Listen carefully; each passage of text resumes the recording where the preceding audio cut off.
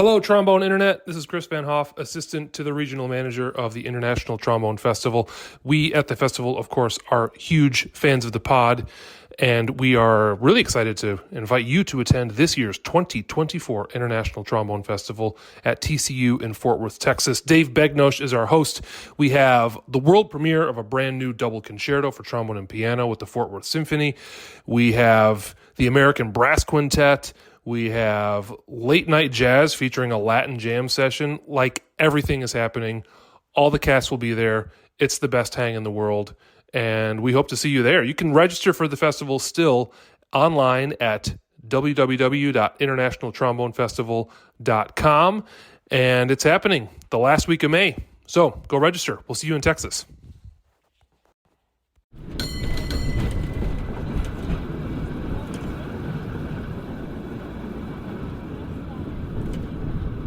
Welcome to the Trombone Retreat, a podcast of the Third Coast Trombone Retreat.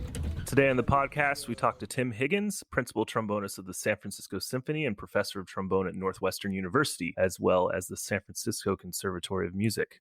My name is Sebastian Vera at js.vera on Instagram, and I'm joined as always by at basstrombone444, the 444th most significant bass trombonist on Instagram, king of the quarantini, Nick Schwartz. Nicholas? Well, Sebastian, at least I am ranked.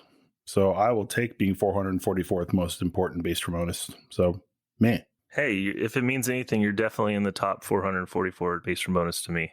It means something. I don't know how much, but.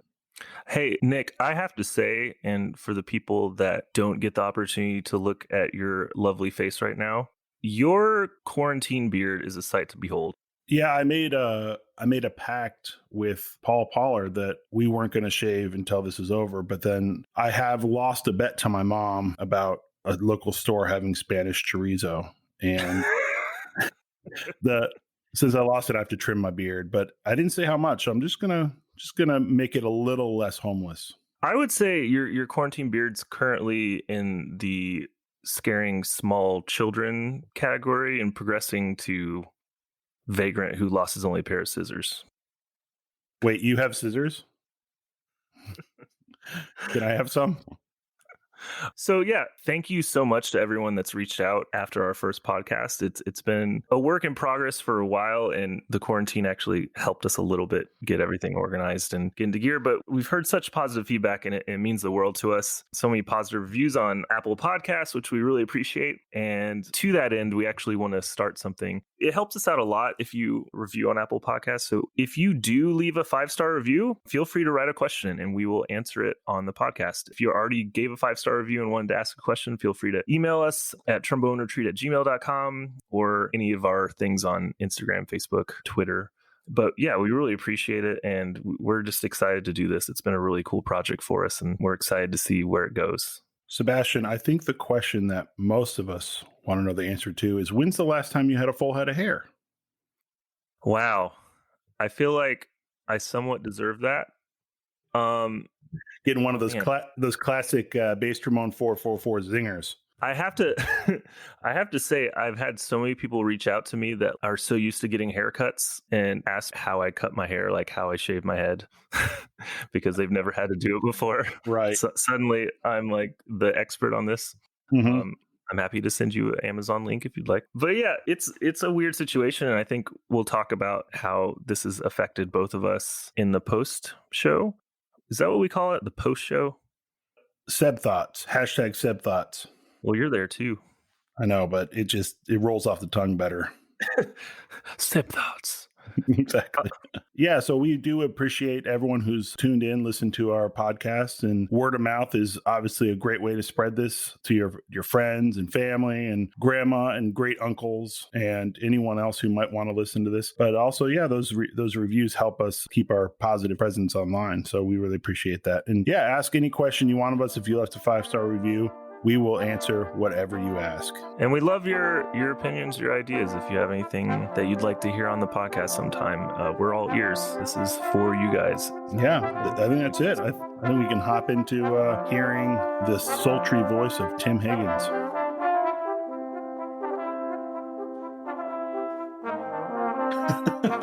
Finn. F-Y-N-N. Finn. Yeah. He's already a San Francisco person. What can I say? Anyway. Are you doing a hyphenated last name too? That would be very San Francisco. Yeah, right. We just gave him a different one. It's Mellon. Finn Mellon. Yeah, he took my name. Finn Mellon, spelled with a P. And a Z. It's silent. Yeah. Yeah. Hey, thanks for having me on, guys. I appreciate it. Yeah, thanks for joining us, man. Yeah. How's everything going? How's quarantine life? Quarantine life is pretty good. We have a garden, so we can duck out into that, which makes life a little bit easier. But it's probably like a lot of people. It's a lot of Netflix and trying not to drink before 5 p.m. and failing most days. How do you do that? I don't know. I'm holding out as long as I can. Is it weird that that aspect of quarantine is not very much different now than it was 3 months ago? Yeah, right. Yeah, when someone says you're a heavy drinker if you drink every day, and I'm like, oh, that's new for some people? What? Yeah. We weren't supposed to be doing that? Sure. I need to see some proof. Show me the literature on this. I think it's different now for musicians, though. It's a lot more socially acceptable to drink at like happy hour time because we don't have a concert right afterwards. Yeah, right. So, that is kind of weird to like get to 7 p.m. and it's okay to get tired and go to sleep. It's really strange. Well, if you work in a pit, you can fall asleep at 7 p.m. too and go to work. It's fine. Yeah. Well, there's some people on stage doing the same thing. Yeah. What about creatively? Have you gotten into anything that you always wish you had time for?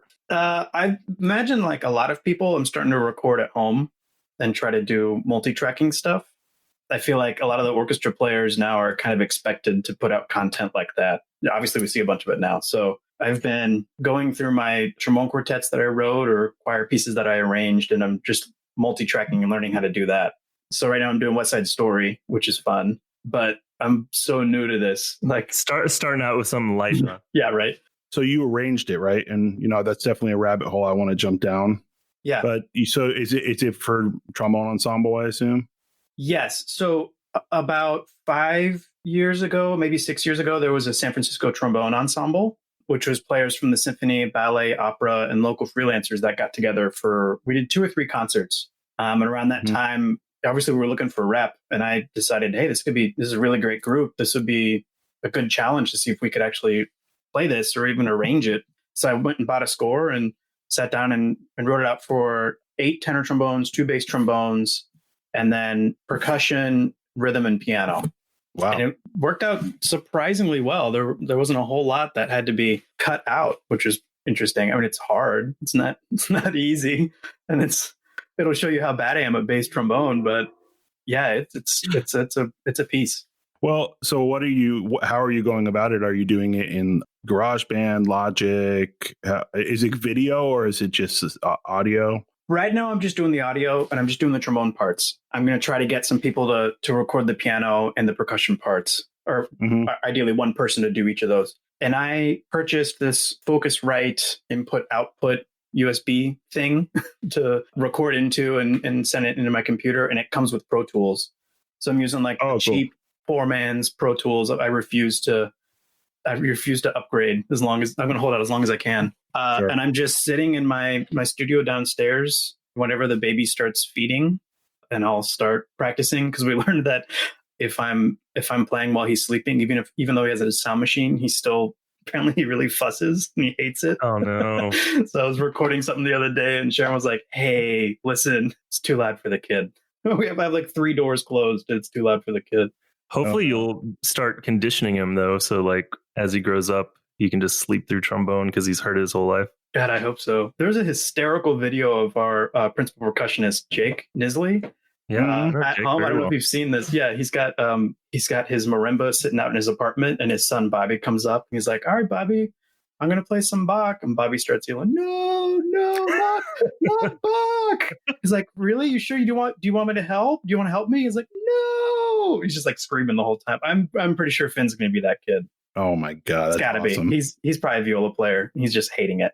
You're gonna have a little sound shield built for him by the time he's 1 year old.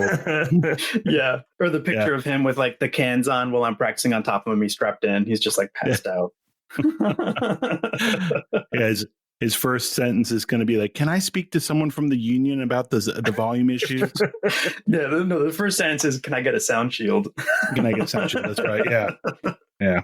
All right. So, well, yeah, that's cool. I think we're all doing some little sound projects here and there, Everyone's becoming a quick expert in home recording. It seems. Yeah. Well, if anyone knows how to get rid of the mouse click, let me know. So far, I'm stumped. The mouse, like when you click on something? Yeah, as soon as I'm done recording, I've got like mouse clicks all over my tracks right now. That's my level of expertise. You have a mouse problem. Yeah, I have a rat infestation. I would suggest either Brian Santero or Jim Nova. Those guys would. Yeah, right. Know. Well, you came to the wrong place. Yeah, exactly.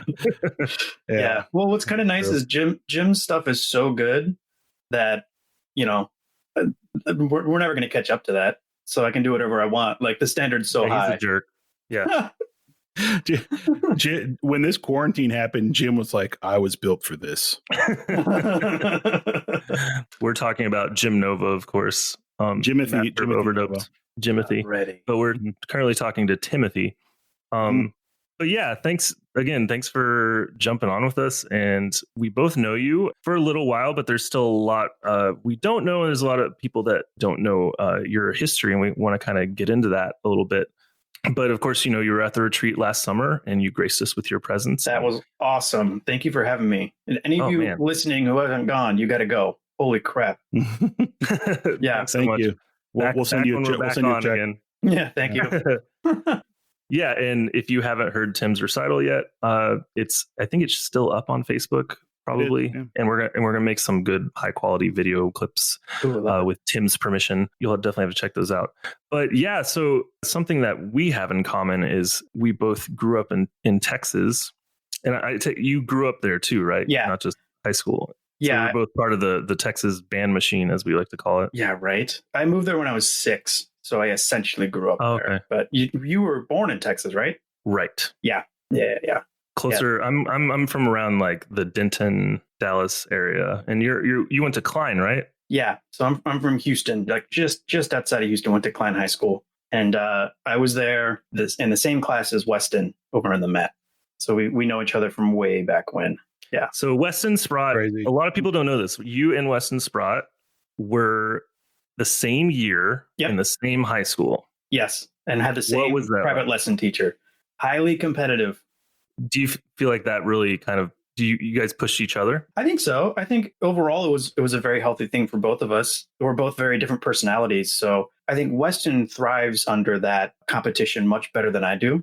That's what I learned through the years. He really works best when he's pushing against something. And I think I don't work as well with that. I think it frustrated me more than it gave me something to push against. So I just got mad at myself, which made me want to work harder. Maybe it's a different type of working against something. But I would argue, and I bet Weston would as well, that because we were there at the same time and because we were both really competitive, that it pushed both of us and kind of put us on the path that we're on. I mean, the funny thing is we were so competitive in high school that when it came to colleges, when we were auditioning, we didn't want to audition at the same places. Like we were like, I need a break. I can't do this. And so he auditioned at Indiana, I auditioned at Northwestern. And then we both got into those places, and then we would meet up over in Christmas break. We would play together. We would still get together and play duets and see what was going on. And it was like still competitive. It wasn't like, oh, way to go. It was like, my teacher gives me this exercise. Like, well, that's a terrible one. My teacher gave me this. Well, yours is terrible. It was really kind of funny. But over the years, we've developed a really good friendship. So it's kind of crazy where it all started and where we're at now. I mean, opposite ends of the country. That's not on purpose, believe me.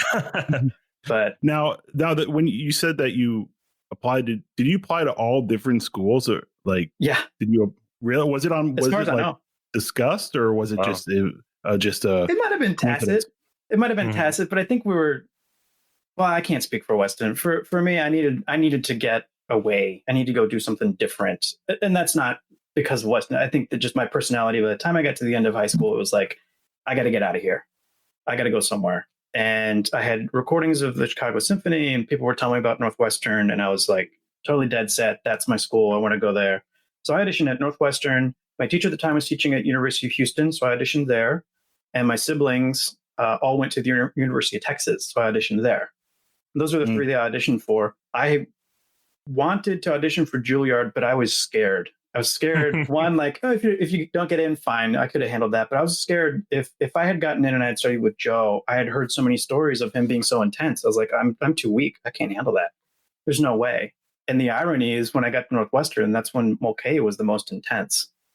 And so somehow, like, but it was different then. It was like, because it wasn't Joe, like, oh, okay, I can take this. But Mulcahy was super intense when I got there because he was trying to build the studio. So it was kind of weird. You were kind of at the beginning of, because there was that moment for a long time. It was just like everyone winning jobs was a Juilliard student. Yep. And you were kind of one of the early parts of this wave from Northwestern where you just started seeing Northwestern. What was your experience like in experiencing like kind of the energy of that studio there? Well, it's different now. It's evolved. But when I got to Northwestern, I believe I was the first part of the first class that Mulcahy auditioned. He inherited the studio from, at that point, it was Mark Lawrence. But the first group of kids that he auditioned was myself, Steve Menard, Caroline Cardes-Menos, Kevin Harper, and Brian Truscott. Brian Truscott's another Texan who was at Allstate with us. But Mulcahy was trying to build something up from the end of Crisafulli's time. And I think Crisafulli, who was like an unbelievable teacher, is just very different than Mulcahy's energy, especially at that point. And so he was intense. There were a lot of very frequent weekly kind of getting read the riot act each week. You got to get your stuff together. This isn't good enough. Why are you doing this? There's plenty of musicians out there. We had a lot of discussions like that with him that he would do to the whole studio. So it was intense. And we also all felt that if you want a job, you got to go to Juilliard or Curtis. So we were in this weird spot of like, well, are we going to be okay? Are we going to be able to get out there? Are we going to be successful? And the information we're getting from him was unbelievable. He's an unbelievable teacher and an unbelievable player. So we're getting this incredible information. And the whole time we're thinking like, but those guys win the jobs and they're getting different information. At that time, it felt different. Kind of the emphasis was different between Chicago and New York. And I remember you were hot shot from Texas. We were all there, all state together. You probably had a lot of options. What made you think Northwestern was the place for you? I didn't know. This is going to sound really strange. I didn't know any better. I knew it was a really good school, but I had no concept of what you're supposed to go for when you go to a school for a university. No one in my family is a musician, so I'm kind of the first one doing this. So someone said it's a good school. I went there, and there was a trombone player who was, at that time, he was a freshman, who I knew from Allstate, and he just said, "Hey, you got to go to school here." I was like, "Okay, I hope I get in." I mean, I really wish I had done more homework and been more prepared about it, but I cannot tell you how lucky I was to get into that situation. And it seems so strange how I could have just been like, "No, I'd like a state school," and gone to UT or U of H, and that'd have been it. I don't know. It's very strange. So, okay, well, I want to hear about, because I know personally some of the people that you lived with and were classmates with at Northwestern. I'd love to hear a little bit of that living situation because, as you know, I had a similar situation going on when I was living in San Francisco when you first got there. Right. Who were you living with and what was that situation like? We had a pretty special group of people. And I mean, not friendships aside, like the drive that all of us had was pretty unique. I'm learning that now, that what we thought was just, oh, you work hard when you're in school and you practice a bunch, that's why we're here, is surprisingly unique to have amongst 4 or 5 people. Yes. Yeah. So I was there with Steve Menard, who now teaches at University of North Texas, but he's had 1 years kind of all over the country and also taught at Louisiana State University before he got to UNT. And he's a really special player, really interesting person, thoughtful musician, very just honest musician. And that was a huge influence for me. Coming from Texas, which is stereotypically like just nuts and bolts, just make sure that you can play all the notes and you're okay. And here's someone saying like, yeah, that I'm bored. And like, well, it's supposed to be good enough. Not bored. I was surrounded by that with him. And there was a really good friend of mine, a guy named Seth Cook. He's a tuba player now in the Washington Opera. And he broke his arm yesterday. He broke his arm. Did you hear about this? Yeah. Riding his bike. Yeah. Idiot. No, I'm kidding. Seth grew up doing like all the youth orchestras in New England and studying with, I think it was Chester and the BSO. And like he grew up in the music life. His dad was a huge classical music buff, and he just was totally steeped in everything classical music. I didn't grow up with that. So the combination of even just Seth and Steve was highly influential. And we would hang out all the time. We'd listen to recordings. We'd go play excerpts. We'd go play routines. We played in quartets and quintets together. And we would go down to see the CSO play once or twice a week for 4 years. And we just assumed that's what you did. That was just like, this is college life. Let's go do this. But so you'd been surrounded by kind of healthy competition and a good culture kind of everywhere you've been. Yeah, by total from luck. High school to college. Yeah, total luck. It's so, you can't, I mean, and you know, as being a teacher now, that, you know, striking gold and having a culture built within your studio where they're motivating each other and they want to do all the extra stuff. You can't just force that to happen. You just have to have the right collection of people. So you kind of hit it right on the mark. I'd be curious to hear more about what it was like studying with Michael Mulcahy. Yeah. He cracks a lot more jokes, but when I got there were not many jokes. I remember he was there was kind of like two halves of my time studying with him. The first half it was very direct. It was very straightforward with the information. And he always had a really exceptional way of just giving you one sentence that would sum up 2 or 3 hours of work that you need to do. It was really incredible. He's got a gift for language. So you could play something for him and he can give you one sentence. You're like, oh my God, okay, that's all I got to do. Great. And he would speak very poetically about music. And that was designed on purpose. He would choose what he would say carefully, and it would guide you through the technique that you needed to use without you actually having to talk about it. So I don't know, we talked a lot about sound. We talked a lot about the character of the sound and the quality of the sound and protecting the sound and guiding that sound through a piece of music. And on top of that, there was discussions a lot about how you then craft a piece of music through sound. Not just make a good sound, but what type of sound is appropriate here? What needs to happen in the music? What do we emphasize this? Do we de-emphasize this? What is being said? And for a long time, I thought like, boy, does he just teach everyone differently? And he does. He chooses what he says differently, but the content, the core of what he's always trying to get across is basically, what sound do you want to make? And what sound is appropriate? What fits the music? And it's a really incredible tool if you can guide that core message through all the different personalities in your trombone studio. It's an incredible tool. So we felt really empowered to not make choices for ourselves, but to kind of take up the mantle of whatever tradition was being handed to us, whatever pieces were being handed down to us. Like if you're going to go play Mozart, you can't just say, well, I think Mozart's this. He made you really ask questions. What's Mozart asking for here? What is the proper sound here? What is being depicted? What's going on in his life when he wrote this? It was really illuminating. So starting there, maybe to tie back what we were saying earlier, it was interesting to get all of this information that seemed to be, at that time, different from what other schools were giving their students.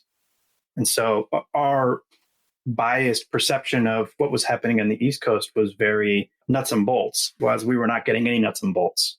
So it was really scary when we were going through school, whether we were going to be okay coming out the other end. But boy, am I glad I took that gamble. Yeah.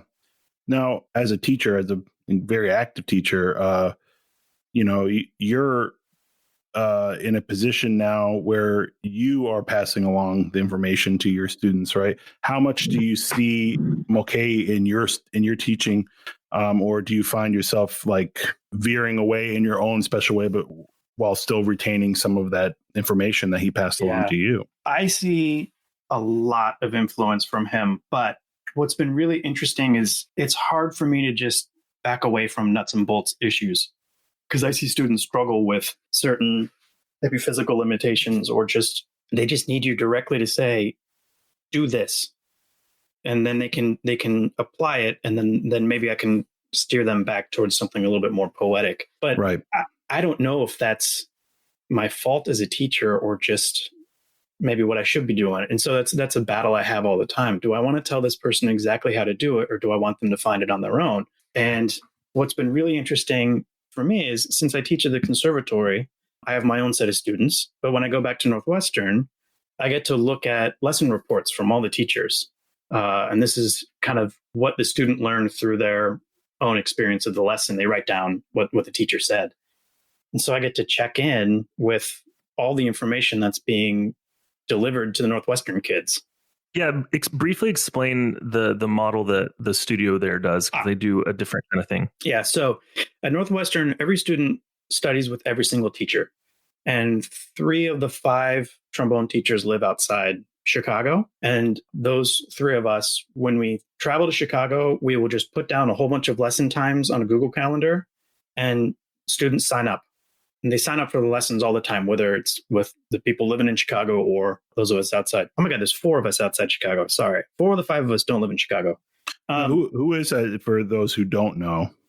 So there's Michael Mulcahy, Doug Wright from Minnesota, Randy Hawes from Detroit, myself, and Chris Davis, who lived in Chicago for a long time but just moved to Switzerland. But he's commuting back and forth. So that's a long commute. Yeah. Yeah. What a cool opportunity for a student, though. Yeah. So they have to, they have to be proactive about signing up for lessons. Lessons just show up on a calendar, and then you gotta grab them. And 2, they get a bunch of information that we see as similar, but they see as different, and they have to sort through it. We're all trying to get the same message across, but they have to recognize what the core message is, and they have to assimilate that into their playing. So I get to go see what Mulcahy says every week, which is fascinating. And I oftentimes come back and it influences my teaching for the next month, or I feel reinforced with what I'm teaching here in San Francisco. So, I mean, it feels kind of strange to be at sometimes what seems to be like in a bubble of like, this is how we teach trombone, and this is how we play trombone, and this is our tradition. But also there's so many traditions out there. So, you know, I'm not saying you got to play it like I do, but if you ask me if I think you're playing it right, I'll tell you if I think you're playing it right. You know what I mean? Yeah, I can relate to that. You know, at Manus, where I teach, and at Bard, and at Juilliard Pre-College, the faculty is exactly the same at all 3 schools. It has 3 of the same people. There's John Romero is on faculty at Manus and Bard, but not Juilliard. Mm-hmm. But it's Weston Sprott, Damian Austin, and myself. And we also do the Google Calendar thing, and it's very interesting. Or not Google Docs, sorry, for lesson reports. And it's very interesting to see how not only how different we are as teachers, but how similar we are as teachers, and how it's obvious that what someone did in a lesson before influences another person going forward, and maybe not even consciously. It's just like you read something like, oh yeah, that's an interesting thing to work on with that person. I'm going to try that next lesson, you know? Yeah. Or I'll notice, oh, so-and-so said this to you last week. I agree with them. What have you been doing for the past 5 days? Or, right. Boy, I just so you know, I didn't hear that. So that they at least get that information. Like, so-and-so heard this, but he didn't. We're both right. So you need to sort that out.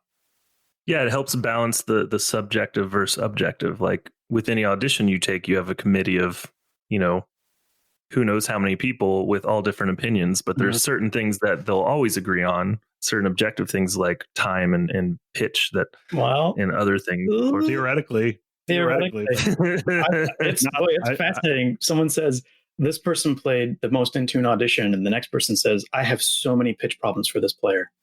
I find that always fascinating. Yeah, I always teach it that it's probably the most black and white thing we do. If there is something that's going to be black and white, it's going to be pitch and rhythm, but there's still so much gray in it. It's unbelievable because I've had the same experience on audition panels where I'm like, man, that person just rhythmically was like a rock, and someone else be like, I had huge time issues, and I'm like, what audition are we listening to? It's crazy, you know. And it's like we're both right and we're both wrong. I mean, you can't say someone else is wrong. They hear things the way that they hear them, you know. So it's fascinating. I always tell the kids though that there's moments like that where people are going to disagree, and that usually that means like you're doing pretty well. You're convincing some people. There are definitely players though that they knock it out. Like it's not just that they played in tune, it's that they understood what good intonation was, or that, you know, what great time is as a musician. someone who can play, with flexible time, but still show that they have a good control of rhythm is undeniable. But someone who can play exactly in time, for most of it is going to be, well, yeah, you're good. So like when it's right, everyone knows. It's obvious. It's very interesting. When it is absolute gold standard, everyone agrees. Yeah. Yeah, absolutely. That's true. So backing up in your story a little bit, how did we get from, did you go straight from Chicago to DC, or was there time after school where you stayed in Chicago? So I did my undergrad at Northwestern. I auditioned for Juilliard and didn't get in. And that was it. I thought I was kind of done with school since high school. So why am I going to, go to a backup school for graduate school? And I only wanted to go study with Joe. So I didn't get in. And I thought, I'm just going to stay in Chicago and I'm going to freelance. And I did a year in Chicago. And I was starting to notice that for my personality, if I stayed in Chicago and just kept taking auditions and never got a job, that I would become really dark as a freelancer. I'd be really jaded and I'd have a really hard time. And I thought I probably need to leave. I mean, I could stay. I loved Chicago. I still love Chicago, but I needed to get out, but I didn't know where to go. At the time, I was dating someone who was living in DC, and we had met at Northwestern. So I thought, that'll do it. Why not just go there? I don't know the area very well, but might as well. And so I went to DC and I was there for 3 years. I didn't have any gigs or anything. I just moved to town. And the first thing that happened was the National Symphony audition that Craig Mulcahy won on second trombone. So after about a month of being in town, I took that audition and got to the finals. So at least the orchestra knew who I was. I tried to tell everyone like, hey, let everyone know that I'm in town so that maybe I can get some work maybe. I think when that audition was done, I had $25 to my name. So I had like a couple lunches and then I was done. So I was there for 3 years, like I said. The very last year I was in DC was the year that Milt Stevens had passed away, the former principal trombone of National Symphony. And he passed away over the summer. And I happened to be subbing in the orchestra at the time, playing assistant. And the easiest solution at that point was to move Craig over to principal, and they asked me to play second for the year. So that's how I ended up playing a year with National Symphony. And because I had gotten that 1 year by total chance, I was able to get invited to the San Francisco audition without having to send a tape. So this was basically your first kind of professional orchestral experience as far as something consistent was with this big an orchestra. Yes. What a place to jump into. It was pretty crazy. Yeah. No, I'd like to emphasize something that you said kind of in passing. You said that, you were fresh to DC and there was an audition. You took it, you get to the finals and you said, hey, I made sure to let everyone know I was in town. I kind of wanted to emphasize that for, the younger audience that we have that's in college or about to go to college or getting out of college, the importance of letting people know that you're around. Yeah. I mean, I'm sure you experience that still. I mean, to some degree as a teacher in the symphony, that sort of thing. I just wanted to pick your brain on that sort of thing about, people who do freelance and need to get their name in the mix in town, so to speak. Yeah, I encourage all my kids to reach out to freelancers and to reach out to people in the symphony if you want a lesson and just be honest. I think people are afraid to say, hey, I would like work. Can I play for you? And maybe I'm different than most people, but I would rather someone, if they wanted to get hired to play in the symphony, I would rather they send me an email, say, hey, I would love to work with the symphony. Can I play for you? I'd be like, yeah, let me hear you. I mean, it would make it a lot easier than playing the game back and forth. And, I wish I had been a little bit more proactive with that, but at least I was willing to, when I was in DC, I would go play quartets with people.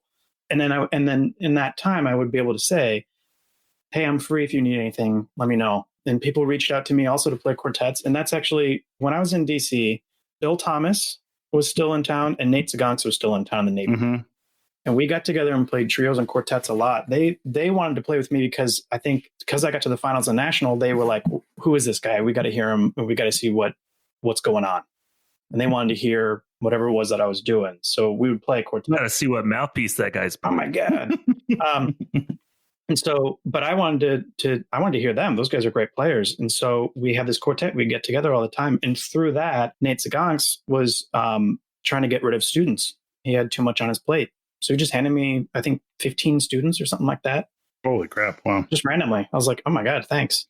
So you never know when it's going to happen. And I try to tell kids, just be honest and be ready. And not only in those situations are they getting to hear you play, you're getting to be around other good players, which helps you. It's fun. They're getting to know you as a person. They're getting to know you personally. You're probably getting to hang out afterwards. Nick and I met each other playing quartets, Mm-hmm. you know? Yeah.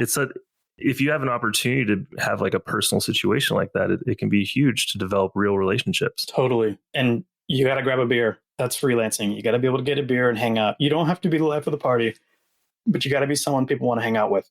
Yep. Thank you for saying that. It's honest and true. I mean, it's so honest. It's like, you know, I've talked to people about this before, and I can't remember who said this to me. It might have been our old tuba player in the ballet, Steve Johns, who's just amazing guy. I could go on about him, but amazing guy, did everything 10 times over in New York City, which is saying something. And he said, yeah, you know, at some point, you know, of course it's important how someone plays, but at some point you think about, who do I want to count rests next to? You know? Yeah. And there's a truth to that. It's like, do I want to be around this person? You know? Yeah. Okay, great. You can play, get in line. There's a lot of people who can play. Do I want to be around you? You know? Yeah. Well, that's impressive that he's still counting all the rests. Paul does that for us. Yeah. Paul, he's second trombone.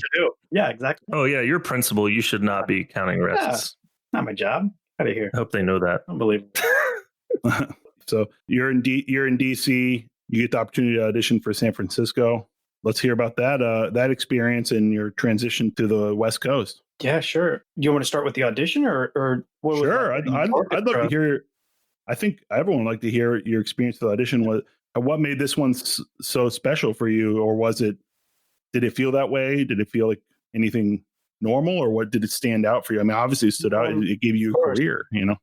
Oh my God. Yeah. I mean, it changed everything. I think I've been doing well in auditions. I still had not figured out how to win one, but I had done well. I was in the finals with the Met, with the one that Weston won, and cards on the table, Weston smoked everyone. Like there was no close call in that one at all. But I was in the finals there. I'd done well in audition in Sweden. I'd been national. I was in the finals. So I had figured out something in the preparation. The summer before San Francisco, that was when Milt passed away. Someone in my family, their cancer turned on them. There was a lot of things that happened that kind of converged at one point. And I remember that being pivotal.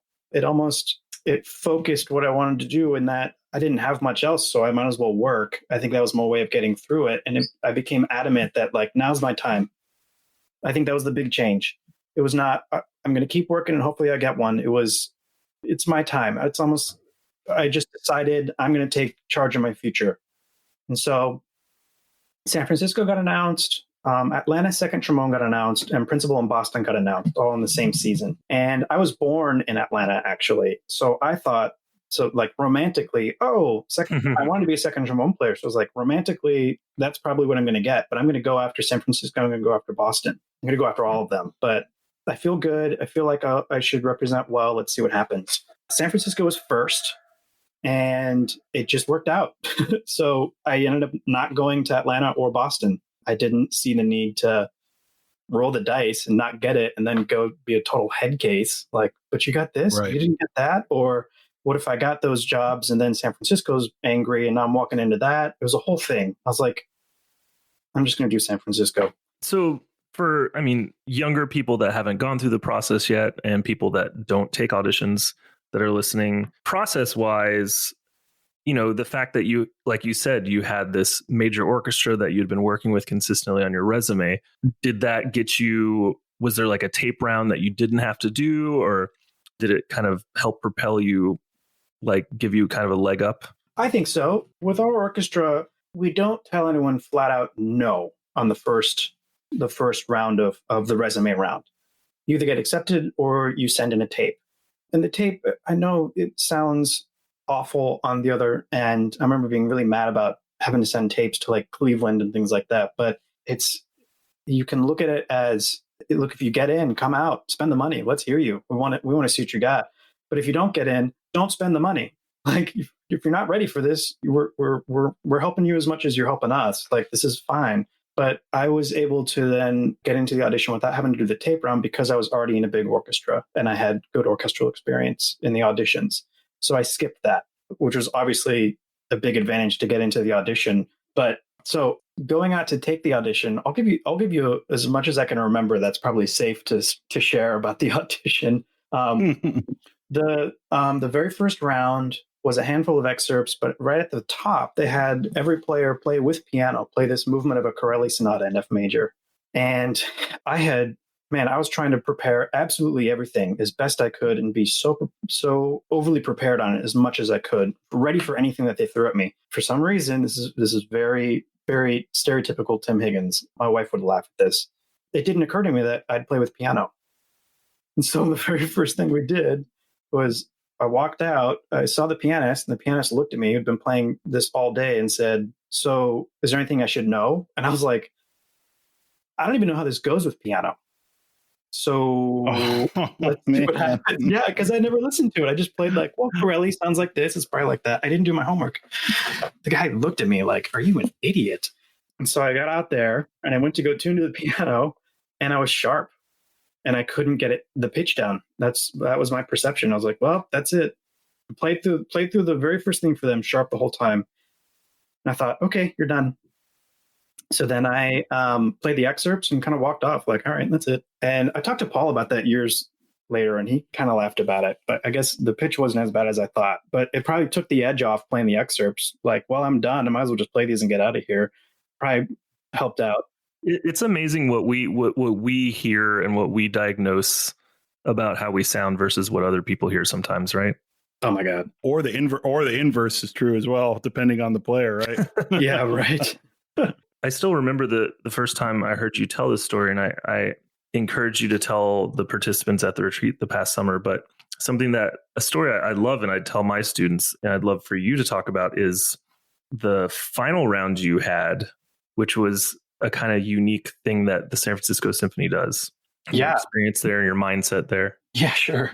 Usually our orchestra will bring people back for a whole week of work so that they can work with them, people that they're interested in, finalists, so that they can see how they work with the orchestra throughout a whole subscription week.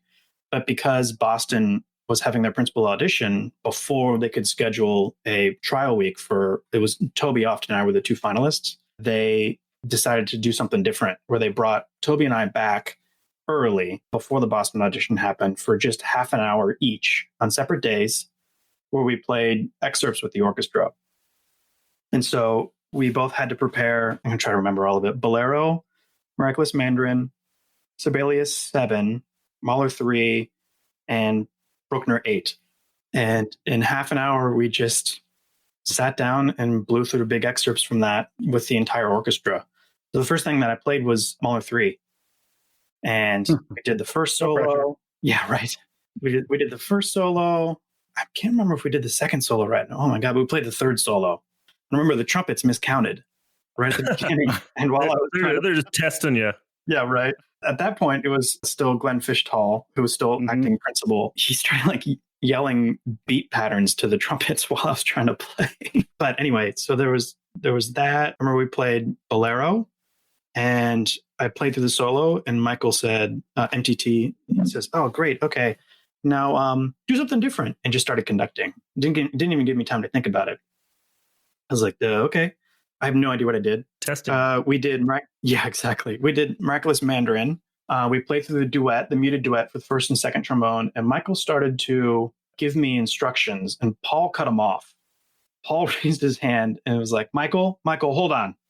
And Michael stopped, and Paul handed me a different mute. We played it again, and Michael goes, "Oh, okay." And then we moved on. I was like, "Oh, thanks, Paul." And then we did Sibelius 7, and we played the first solo.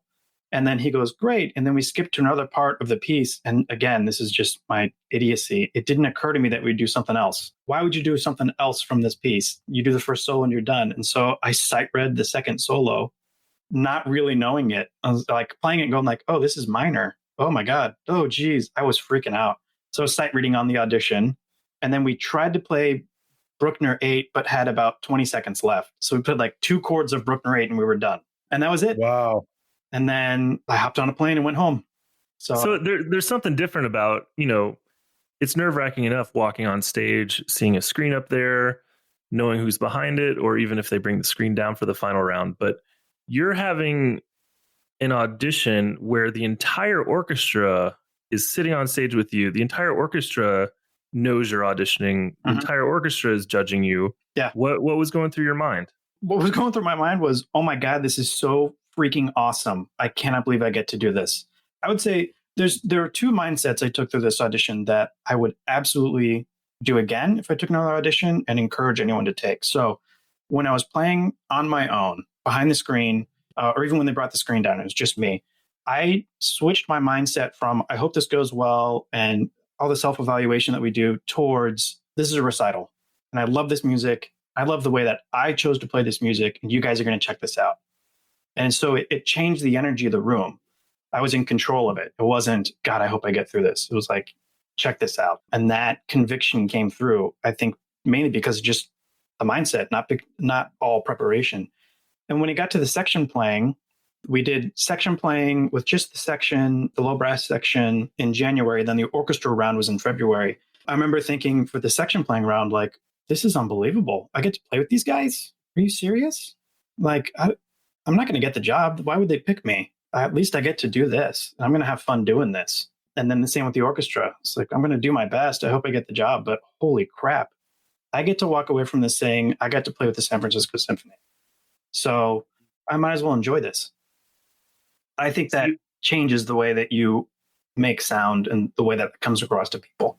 You approached it with like a feeling, what it sounds like is a feeling of kind of like gratitude and no expectations, and being present, and just kind of like, I'm going to do my best in this moment, and I'm going to enjoy it. I'm going to be my best version of myself, and whatever happens, I can't control. I mean, sounds like the perfect mindset.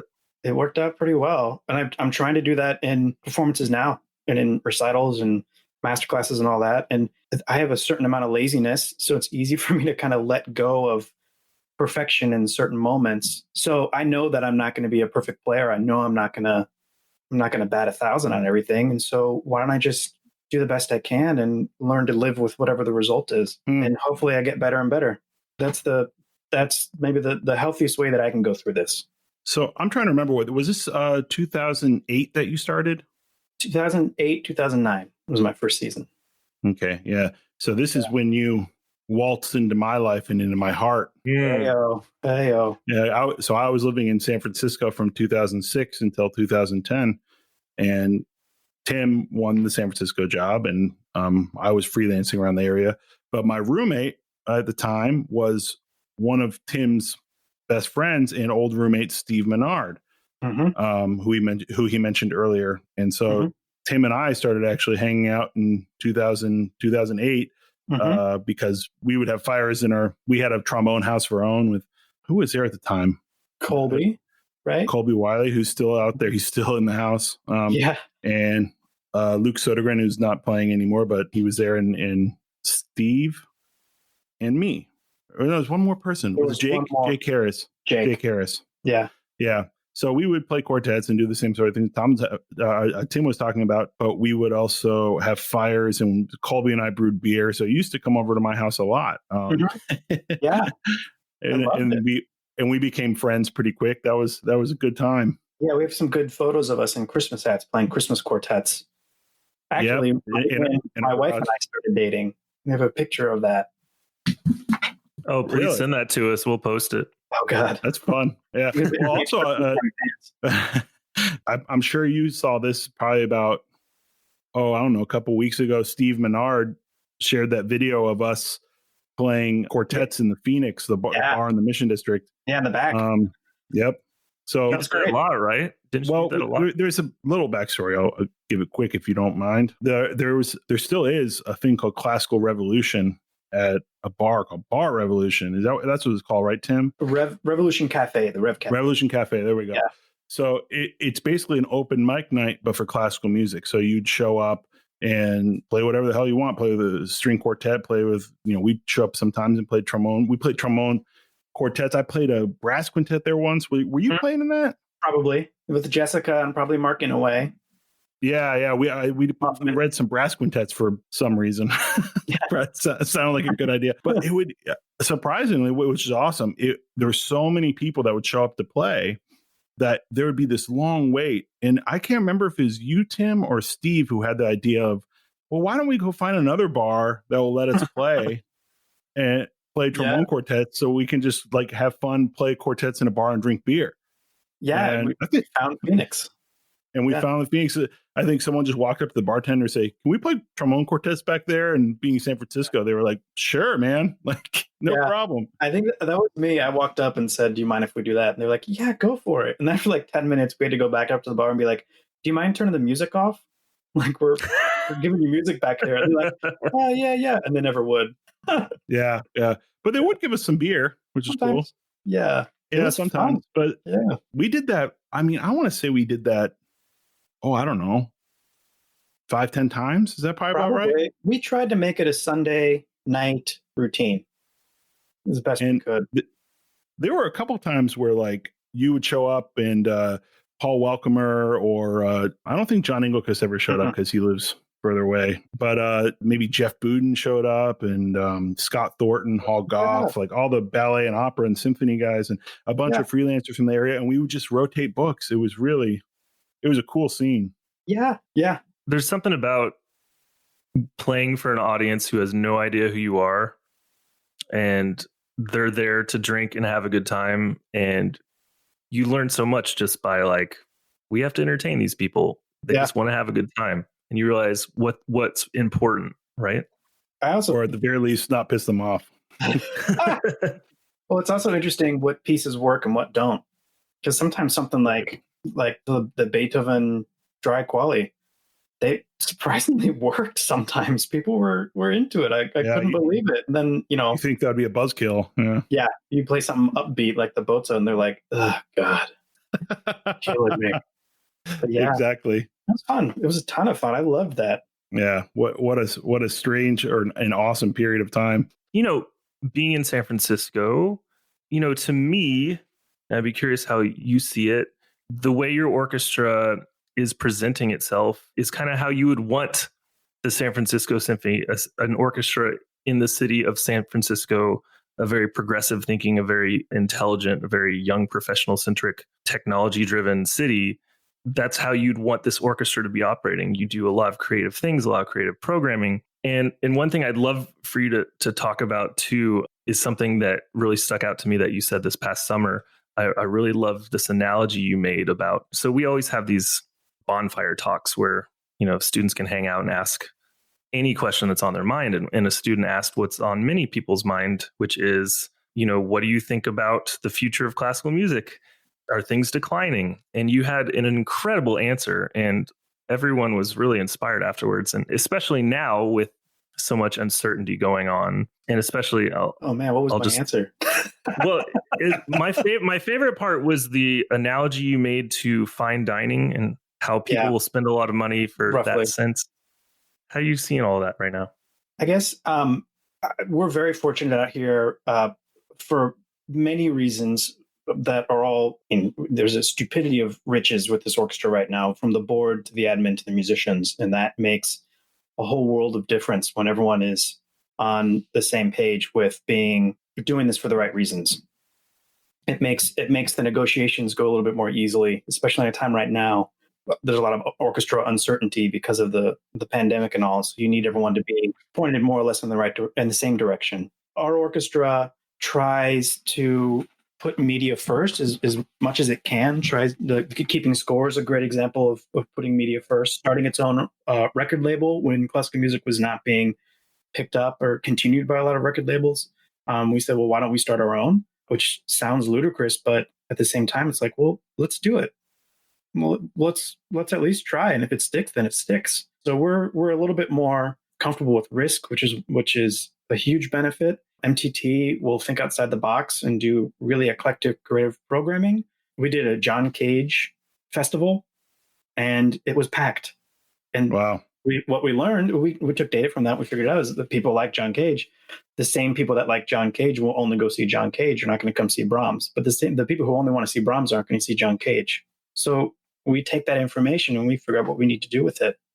So, I'm really proud of our orchestra for trying to think forward as much as it can. It also is very honest with the realities of living out in Silicon Valley, where the nature of tech companies is so fluid that they don't have the same ability to be deeply embedded in the community and to give back to the community the same way, because they could be gone in no time. They could be sold in no time. They could go under in no time. So there's a very different relationship to the big companies out here.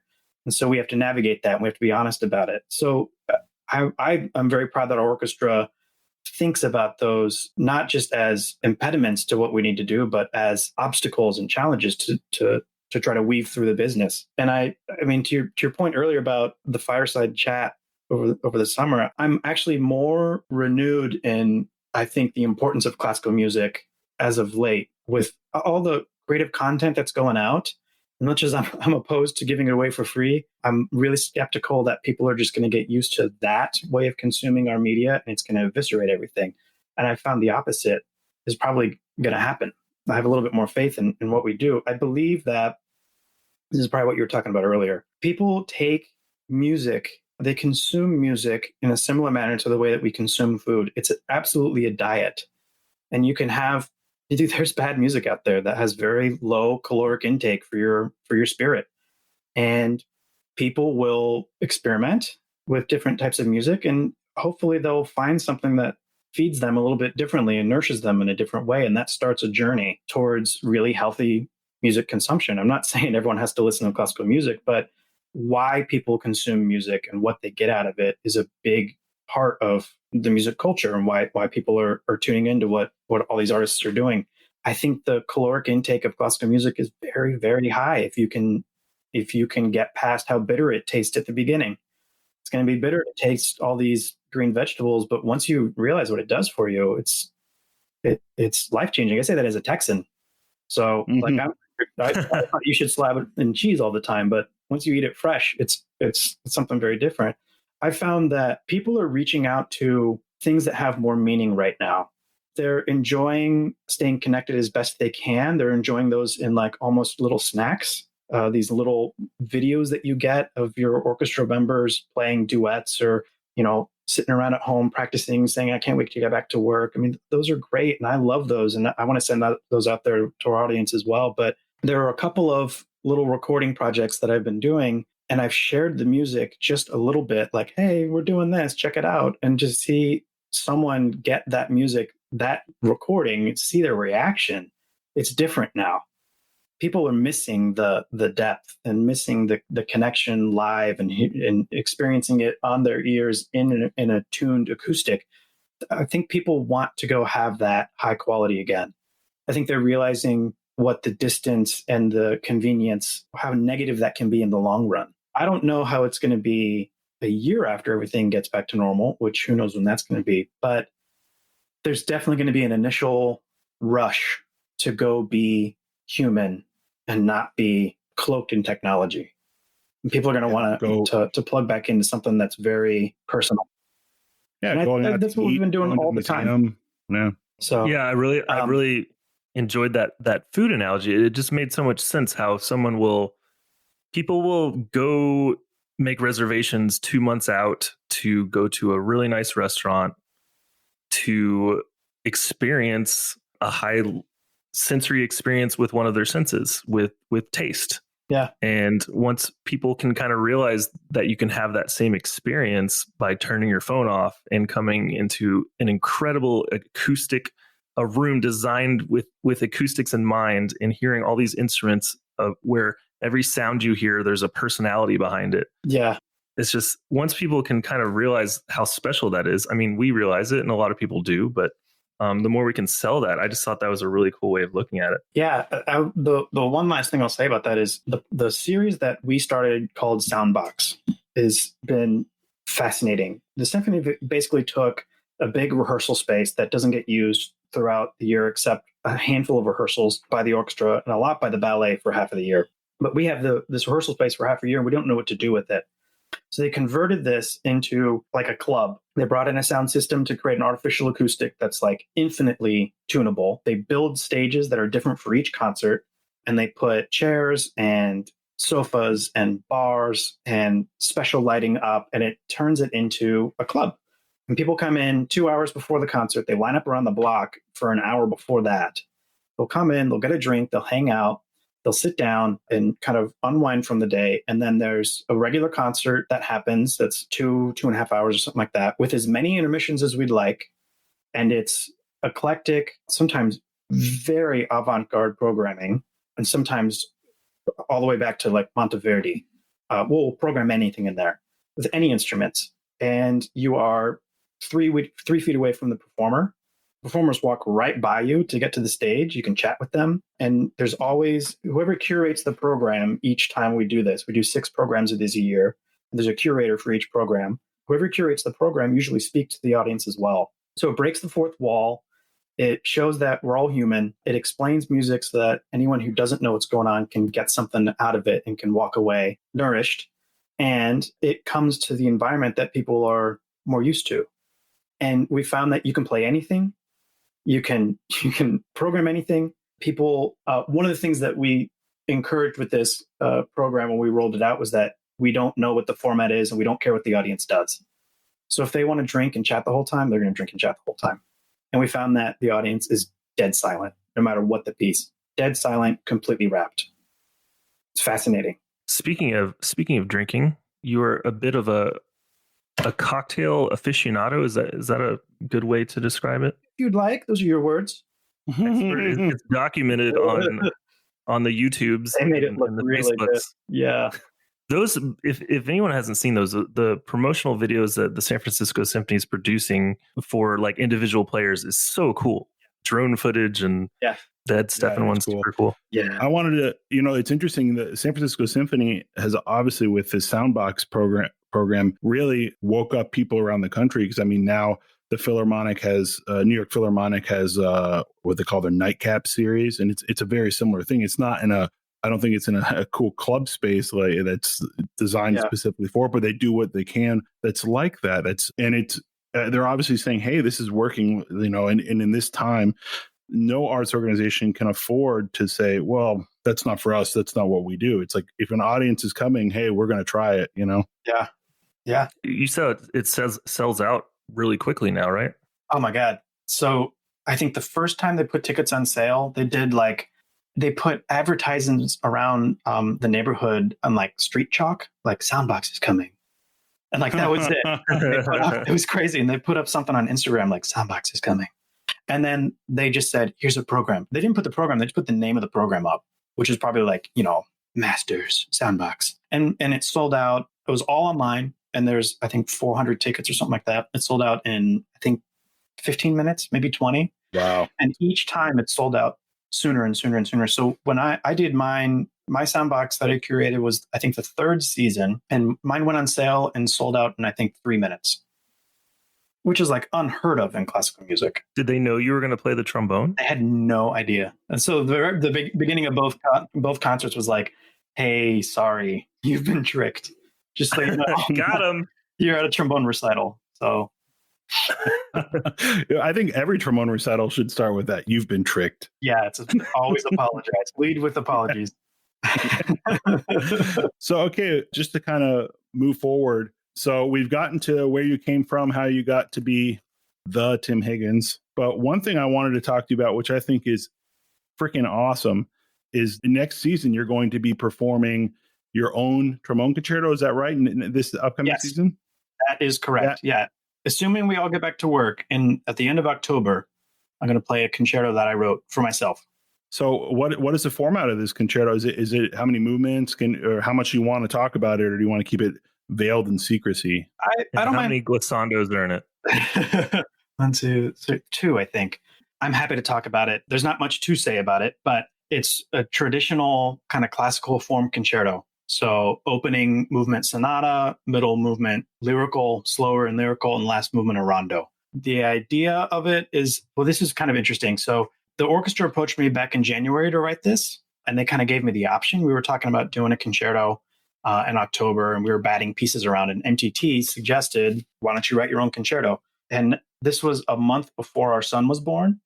So I thought, I don't think I can write a concerto and raise a baby at the same time.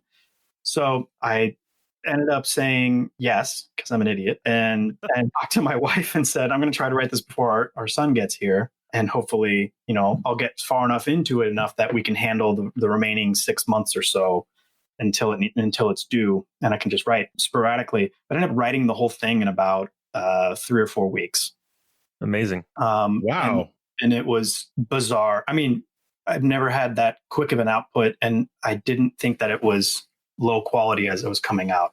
I was really happy with it. I started sharing it with some people, and they were pretty happy with it too. So I was like, "Oh my gosh, this is unbelievable right now. Let's keep going." The piece is, I don't know, eclectic. I kept thinking about the Ravel Piano Concerto because I love the Piano Concerto in G major. I love that concerto. That's awesome. I used it as a lot of inspiration, and this piece sounds nothing like it. The only part that sounds a little bit like it is the opening. And the opening has at least a reminiscent orchestration to that Ravel Piano Concerto. And from there, it goes in a very different direction. The piece seems to be a mix of at least the first movement, my expectation of what it's like to be a parent. The middle movement is a nocturne, and it was my expectation of trying to sing a lullaby to a kid who's just not having it. I'm trying to put the kid back to sleep. I mean, it's dark. That not is the best, not the best analogy, but I wanted to do something like that. I had written a lullaby a little while back when I found out my wife was pregnant, and I used that, which I thought would be really cool to bring my kid on stage while I'm playing. The last movement is just a Rock'em Sock'em Rondo. And yeah, I'm super excited about it. I can't believe the opportunity is here, and I can't believe I wrote it. Because now that I have a kid, I was like, I could not have written this thing. There's no way. And when is it set to premiere? So this is right now it's slated to premiere the very last weekend of October. So like May 31 and November 1st. Wow. Yeah. Well, we'll cross our fingers for you. And I'm gonna try to make it out there if I can. Oh my God, that'd be amazing. Oh my gosh. Yeah. I mean, when I first read about it, I just thought, wow, that'd be so cool to hear this, because I think it's just so amazing. I mean, I don't know if anything like this has been done in a major orchestra that I can think of for trombone, at least. I'm sure it's been done by, violinists or clarinetists or something like that. Yeah, Christian's played his own piece before, but not like a member of the orchestra gets to write. Yeah, that's kind of what I was getting at. Yeah, this is very, very MTT. He's so supportive of people that he's like, it doesn't phase him to roll the dice on something like this. So, I mean, I'm unbelievably grateful for that support. Yeah. And you always call him that to his face, right? You always just call him MTT. What do I call him? I think I call him Michael. I wonder if I've ever. I wonder how progressive in San Francisco. That's what he goes by. He goes by Michael. It's amazing. Well, we probably unfortunately have to wrap up, but I was kind of circling back to. I was just curious with kind of fancy cocktail you'd be making this afternoon. Ooh. Well, I'm on what I call the quarantine edition of cocktails, which is looking at what bottles I have left and seeing what I can come up with. The cocktails are terrible these days. It's some warm creme de menthe and like a little bit of bitters and just a shot of whiskey. Last night I tried to do a variation on a Negroni and it did not work. But it's quarantine, so like it's gonna taste how it tastes until that glass is done. That's what I've learned. Hey, you know what, Tim? You said it didn't work, but it worked at the same time. You know what I mean? Did it? I mean, it worked in its truest sense. I have slated for tomorrow to brew some beer so that I'll be okay. So I'm going to brew that tomorrow. Awesome. Doing an English style bitter. I'm calling it a quarantine SB. Oh, quarantine SB. Gotcha. Yeah, I love ESBs. There's a new brewery here in Michigan, actually, where I'm quarantining. That where the retreat is, that a new brewery that opened up that has an amazing ESB. Ooh. Oh, yeah. I have one last question for you to kind of bring it back to trombone a little bit. I kind of want to get a Tim Higgins hot take on what is the one thing that young trombonists do that gets under your skin, and what's one thing that they should do more of that they do not do? Oh man. Boy, that's a question. What do young trombonists do that get under my skin? I mean, where to start, Nick? Oh my God. No, I'm kidding. I get bothered now with the amount of information that students have available to them. I get bothered when someone seems to be only playing the instrument just to execute. It really bothers me. Just to play. Mindless playing. And I don't, as a teacher, if I feel like someone's just trying to get through it and isn't even thinking about making a phrase, that happens all the time. And it happens with me too. But if I say, okay, what are you trying to say here? What's the music here? And they're deer in headlights, fine. Again, that's fine. It's my job to help out. But when you start explaining the importance of it and a student looks at you like, what are you talking about this for? What's going on? Who cares? That one gets under my skin so much. Like the reason why we're doing this should be at the forefront of your mind as much as possible. And if someone's reminding you, if your teacher's reminding you, you shouldn't be like, I don't care, whatever. I'm surprised how often that happens. Like, it drives me nuts. I think students need to listen. Wait, let me explain this a different way. Very quick backstory. Years ago at the Picorni seminar, it coincided to like the week after the International Trombone Festival, and both were at the same place. This is at the Redlands. I don't know if anyone remembers this. And something happened, and someone was not able to make it out, one of the faculty members, and I can't remember who it was or what the circumstances were. However, Ian Bousfield happened to just be like vacationing in LA at the time. And so he agreed to come over and do some classes. He didn't play anything because he left his horn, but he at least did some master classes and things like that. And we had been spending a lot of time at the seminar with the students talking about making a great sound and knowing what great is, not just stabbing at what you think great is, but knowing what great is. And Ian asked all of us in his master class to offer him any questions and to try to stump him. And so I thought, what would be really great? One, if I could stump him, which I couldn't. But two, what would his response be if you asked him what great sound is? Because, I mean, what an opportunity. This guy's got an unbelievable career, an unbelievable sound. He's a monster player. Oh, my God. And so I prefaced it. I said, a lot of us were talking about greatness and what a great sound is. And how do you know that you're making a great sound? And he stopped for a second. He said two things. He said, one, I don't play baseball. I don't know baseball. I don't know the rules of baseball. But if I go to a game, as soon as someone hits that ball, you know if it's a home run or not. You hear the crack of the bat and you just know. Even if you don't know baseball, you know that that's going to be a home run. I thought, that's kind of an interesting way to put it. And then the next part was the part that I thought was the most important. And this is what I would want students to do more of, because this illuminates everything. Kind of like what we were saying earlier about you can have really good pitch, but when pitch is gold standard, everyone knows. This goes to that point. He said, I can listen to someone, or I can listen to a sound, or listen to a musician, listen to something out there, and I can understand it in my head, and I can understand its beauty in my head, but I know that it's the best when I understand it in my heart.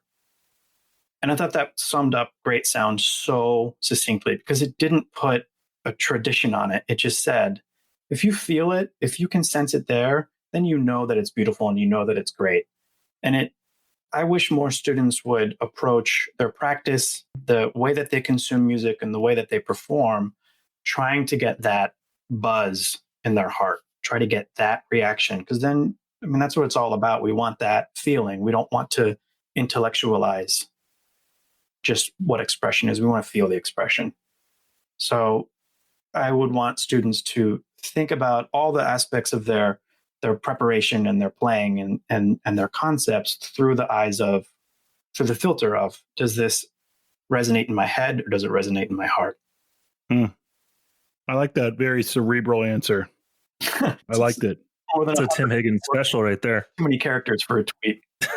No, I like that you're leaving us with something to think about. That's fantastic. Well, thanks for having me, guys. Holy moly. Yeah. Oh, thanks for doing this. And we really appreciate your time, especially with being a new daddy.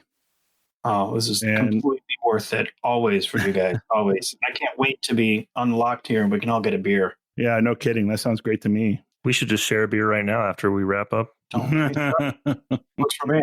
Yeah. It's a new normal. If you guys haven't been to the retreat, go to the retreat. It's a special one. But Tim, Nick and I have been. I don't. What do you think? But have you been? Have you been? Oh, wow. See? Okay. So deep. All right, Tim. Thanks. All right. Thank you, guys.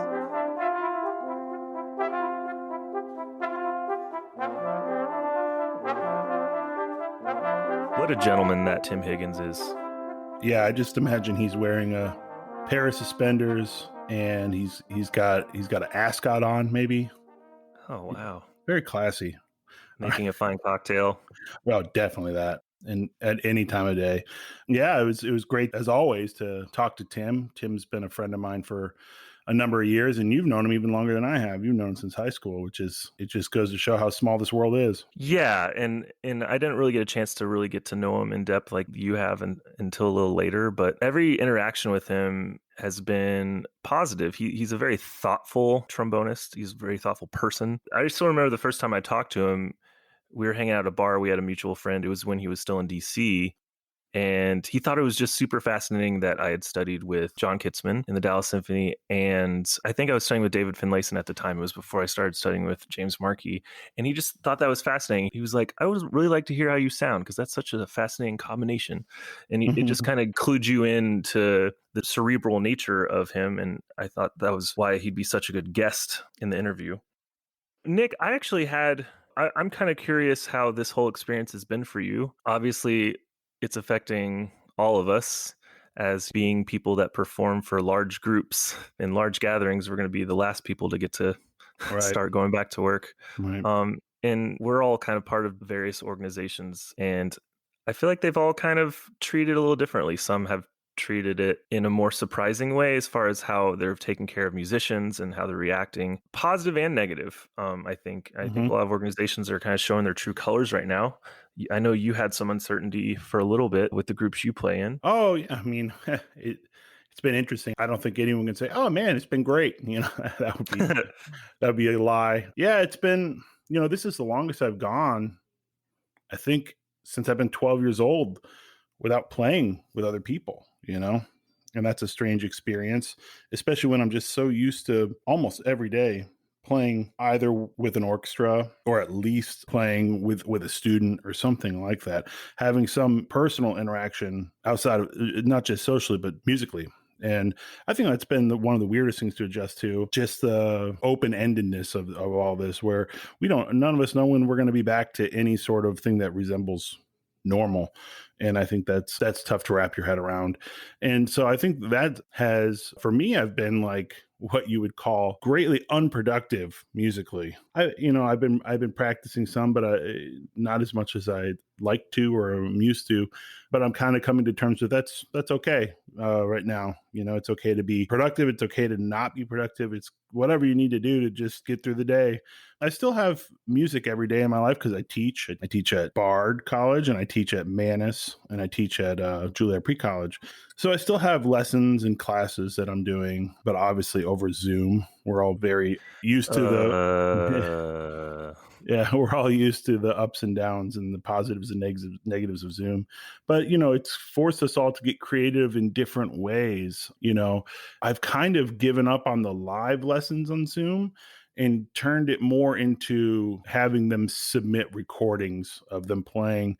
And then I'll make a video where I'm listening to them play and giving kind of live commentary over the video or the video or audio, depending on what they send me.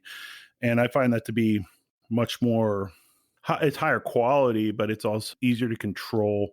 You could have an awesome setup, but if you have a little problem with your internet for a second, it's going to compress and get weird and get that garbly sound. And so it's been interesting, the places where we've all become creative, some people with overdubbing projects and some people with collaborations from distances.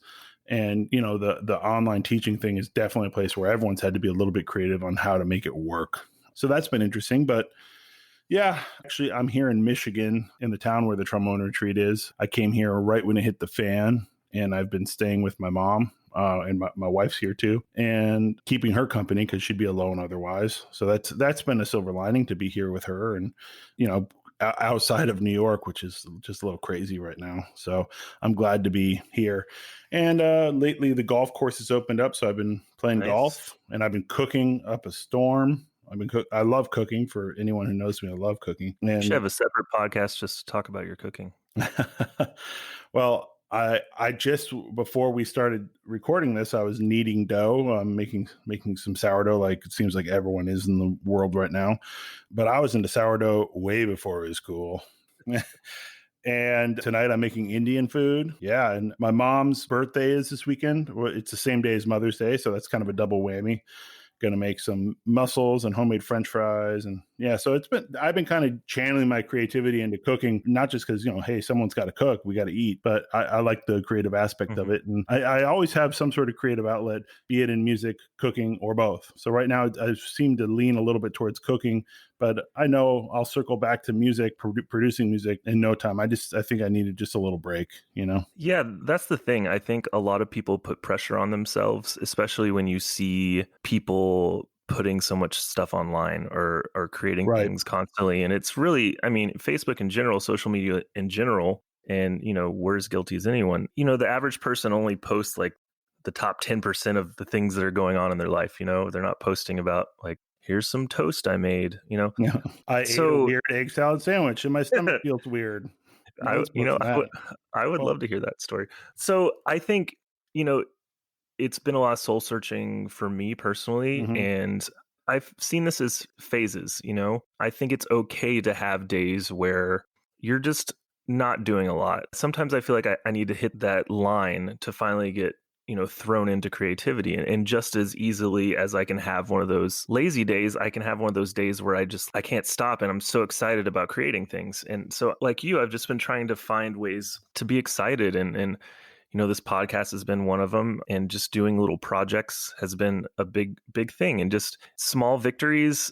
You don't have to look at everything as one day at a time. You can look at things in like a 3-day span. What am I going to try to accomplish in the next 3 days? Right. I think that's helped me a lot. And just accepting new challenges.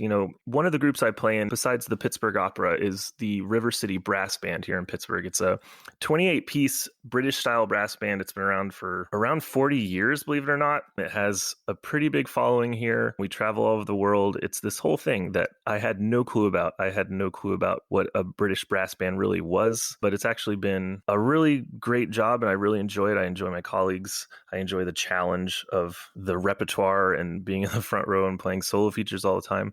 But my music director asked me, as part of the series he created called the Living Room series, to do a 30-minute live Facebook recital from my living room, which initially when you get asked that, there's so many things that run through your mind. First of all, I've never done a live stream before. There's so many audio difficulties. There's so many things that could go wrong. Setting the levels, trying to find some unaccompanied pieces, trying to find pieces that will work with a piano where you can follow a piano and actually, the piano's not responding to you. So something where you can actually guess where entrances should be. Yeah. Setting up the levels so the recording actually hears the piano and you can hear it. I was using like a sound bar. So just a million things that could go wrong. Not to mention that you're performing for every single person on Facebook that could potentially listen. And my mindset, and I'm be curious to hear your thoughts on this. And we've talked about posting things before, and you've been a big proponent of posting things for a long time. Why do we do this? It's really easy as a musician in any stage you're in, professionally, student, still making it, established professional, where your mindset is just kind of concerned about what other trombonists will think, what other musicians will think. And really, I came to the realization, it's just, this isn't about me. This isn't about impressing other trombonists. It's about all of our patrons. I designed this recital because I knew I only had a week. I designed this recital knowing the patrons of the River City Brass, what type of music they're used to. And I got some of the sweetest messages from friends of my mom or, elderly patrons that it would just made their day. And at the end of the day, that's what we're doing this for. There's such a huge amount of people out there that need art, and art is a service. And how can we help people during this time? It's so easy to get wrapped up in yourself and get nervous and think everything has to be perfect, but it really doesn't have to be perfect. And I did not play perfectly, but overall it could have been a lot worse. And it brought more positive into the world. And I welcomed the challenge, and it was scary. It's a really weird Big Brother kind of experience when you're like by yourself in your living room and you just look on your computer and there's a lot of people watching you. Yeah. It's a weird thing. You said, why do we do this? I mean, just in general, it brought me to like, why do we post clips of ourselves playing? Why do we post live recitals? Why do we post recorded recitals that we might have had? I think you touched upon one aspect of it, which is that, this is a service and we're doing it for other people. But I also think that there is an element of when you put something out in the world, when you know it's going out into the world, it actually pushes you to become better because, you don't want to put out something that sounds bad. No one does, of course, but we all know this when we're under pressure and performing for other people, we heighten our awareness to the fine details more so than we might when we're practicing. And that brings me to another point. It's just when you do this more, I think it makes you practice different. I think it makes you prepare differently because you know that everything is going to be possibly scrutinized. So, not that I think it's kind of the double-edged sword of being a musician is that there is constant criticism and you have to, if you shun that criticism, you're not going to do well in music necessarily because that's a huge part of what it is being criticized, constantly trying to grow, constantly trying to get better. And if you can't take that criticism, then it might not be for you. So I think it pushes you to get comfortable in the discomfort. Like Jeremy Wilson, he has a great saying, which is hug the cactus. Have you heard that one? No, I like it though. But he talks about it like in reference to, I think, a lot of things, but mainly with your practice. Okay, maybe you have a beautiful sound and you're great at playing legato. Hey, maybe don't focus so much on your bordonis because, hey, look over here, your articulation in the low range is terrible. So that's what I mean. Go towards the things that live in that discomfort, live in the place that's uncomfortable, and it will become more comfortable. So I think this it kind of branches out into many different places in your life, musically and non-musically, about bettering yourself as an artist, bettering yourself as a person by being able to look at criticism as some tool to help you grow rather than viewing it as something that hurts your ego. The ego is something that will stop you from all progress in the world. Right. And it's a balance, right? Another favorite quote, Charles Barkley, one of my favorite people, is just never listen to the biggest, and I'm, quoting it, it's probably not exactly right, but never listen to your harshest critics or your biggest supporters. The truth is usually somewhere in the middle. And we can get bogged down with the self-criticism. And kind of my point is there's a line. And if I would have been like, well, I have to give a perfect recital that has to be incredible, I probably never would have done this. And if I didn't do it, then all these people that it brought, positivity in their life or whatever would not have gotten to experience this, because really it's not about me. And if I had some nice moments in there that touched someone or connected with someone, it's completely worth it. And, we definitely have a lot of quantity now. And that's another argument to be made. There's so much being posted. Right. And, there's a line, of course, where it's what I don't want to get into. Some things. I'll touch upon it, because you say it's not about you. Well, I would say it's 95% not about you, but there is a you element to it that does need attention as far as pushing yourself to do something that you otherwise wouldn't do in a healthy way. And so I think, look, let's be honest here. This is truth time with Sebastian and Nick. Truth time. Shoot it to me straight. I'm gonna do a hot take. Hey, no one needs to hear. No one's listening at this point anyway. So say whatever you want. I know. No one needs to hear your a cappella overdub of Bordoni No. 4, man. No one needs to hear it. But that, I'm not saying you shouldn't do it. That's actually the opposite of what I mean. You should do some of that because hey, look, this might be a moment for you to learn how to do something like that. So if you do it with Bordoni No. 4, you post it up there and someone could say, hey, good job. What have you tried doing this? Have you tried changing this setting? Have you tried? And then, you can actually get better at doing this thing and collaborate with other people and grow from there. So it's not about the initial product. Sometimes it's about putting yourself out there to grow. Mm-hmm. And definitely. Yeah. Okay. So I'm kind of picking on the Bordoni No. 4 right now because I think I've heard like 20 different versions of it.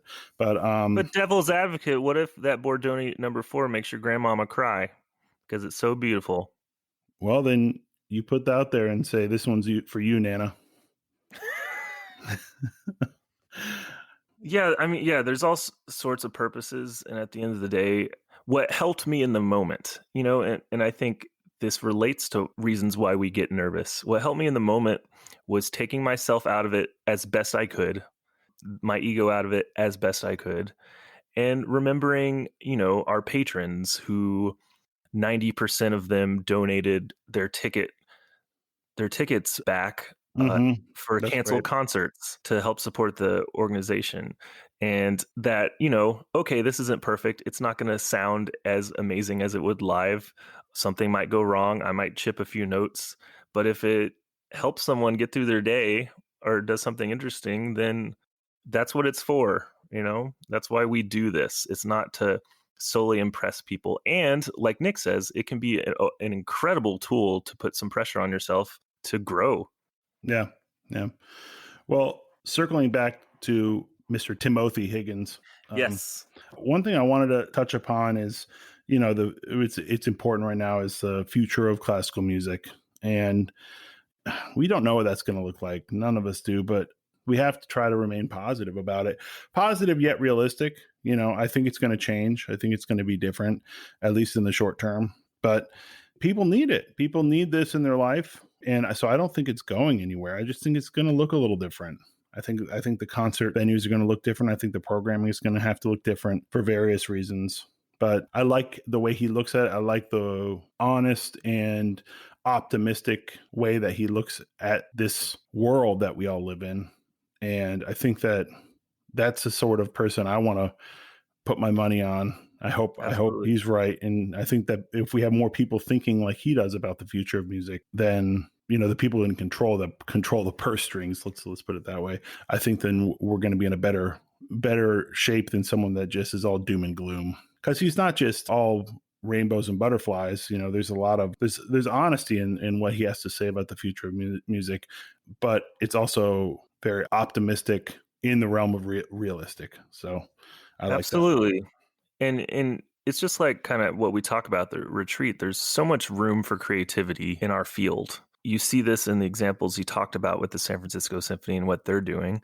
And oftentimes you see when terrible things like this happen, as far as the quarantine happening, sometimes you see some of the greatest things emerge from it. You see a lot of creativity. You see a lot of innovation, new ways of reaching audiences, new ways to use our medium to make the world a better place. I think we're both optimists deep down, and we believe that there's always a new way. If you believe in what you're doing, I mean, there's always a way to connect with someone. And I think that's, at the end of the day, getting back to the art as a service thing, as long as I think your head's in the right place and you're not afraid of the work, I think anything positive can happen. Sure. Yeah. And so the last thing I want to touch on is the awesome project that he's getting to do, which is to write and premiere his own concerto with the San Francisco Symphony. I mean, that's totally unprecedented on any level of our field, let alone at the top level, the absolute pinnacle of orchestras and the art form. I would say that that's a lucky experience he gets to have, but I don't think luck got him to where he is. It's hard work and talent. And what is talent but hard work? I think they're the same thing. I think that a lot of talent is just a lot of hard work in disguise. Mm-hmm. Oh, and we also need to mention he has an album called Stage Left that I believe you can find everywhere, at least on his website, which is a really awesome recording that you should definitely check out. We got a little slice of Tim Higgins, and I love me a slice of Tim Higgins pie. Thanks for hanging out with us again. So I think we should just keep going with our tagline. But should we both say at the same time? Should we just like retreat yourself, or should I say retreat and you say yourself? No, we do it together. 1, 2, 3. Retreat yourself.